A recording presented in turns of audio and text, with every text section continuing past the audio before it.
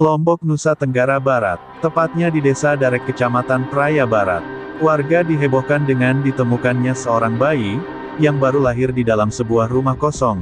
Rumah tersebut adalah milik salah satu warga setempat yang bernama Tuan Aminah yang berlokasi di sebelah timur Madrasah Al-Marif, Desa Darek. Kejadian menghebohkan ini terjadi setelah hujan lebat.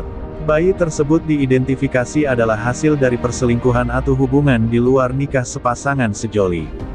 Sehat selalu nak, maafkan ibu bapakmu karena kamu anak soleh. Amin. Lombok, Nusa Tenggara Barat, tepatnya di Desa Darek, Kecamatan Praia Barat. Warga dihebohkan dengan ditemukannya seorang bayi, yang baru lahir di dalam sebuah rumah kosong.